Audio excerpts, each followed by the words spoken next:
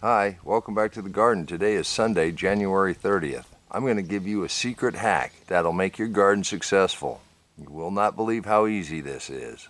Now, if you're new to this channel, I'm not even sure what we call this. A video diary, a vlog, a how-to, a how I do. Coming up on 2 solid years, I've showed you just exactly what I've done in the garden when I found this secret hack. Now, I came up as an old school tiller, grew up on the end of a hoe.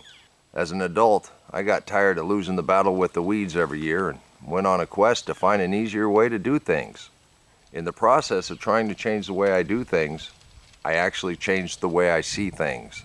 When the governor of Virginia sent the British over the Blue Ridge Mountains in the 1700s to report back what they found a sea of grass. It was taller than their horses, covered in buffalo, elk, deer.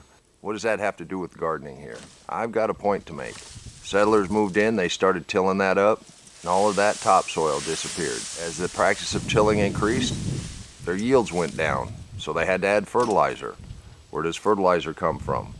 A good portion of it comes from the oil industry. Only 40% of that fertilizer is ever absorbed. The other 60% either volatiles off into the atmosphere or gets into the waterway. When you start learning some of these facts, it starts changing the way you see things. Maybe I was part of the problem, and pulling weeds, that was my penalty. Why was that land so fertile when they first rode into it?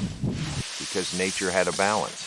The soil is a living organism, is full of bacteria and fungus and protozoa and nematodes and earthworms and microarthropods. It's a soil food web. I really am going to get to the secret. The secret is feeding that biology. When you till, you create a compaction layer. The life in the soil creates structure. That way when the rain falls, it creates a suction, kind of like a syringe, and it pulls oxygen down into the soil. That makes the environment aerobic, and that's good for the good bacteria and fungus and nematodes and protozoa.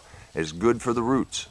Another wonderful benefit of a no-till garden is the plants in the soil capture and hold carbon, pulls it right out of the atmosphere. Here's my hack for a no-till productive garden. Just adding organic matter. Feeding the soil, feeding the life in the soil. Use whatever organic matter you have at hand. You can use wood chips, lawn clippings, old hay, old straw. Today I've got leaves, so that's the hack. You put in a couple hours here and there, pile it up, it'll break down much faster than you think. Think about pages in a book. How many pages to make 4 inches? These hills that I put out today, they're quite tall. They won't be by tomorrow. You'd be surprised. The wind doesn't blow it around. They stay in place pretty well. So the real secret to this hack is you have to change the way you see things. Stop fighting the soil and start feeding it. Sit back and reap the benefits. To learn more about the soil food web, click the video series on the screen right now. Until next time, take care of yourself, take care of your family, and God bless you. Come on, let's plant. Let's go plant garden.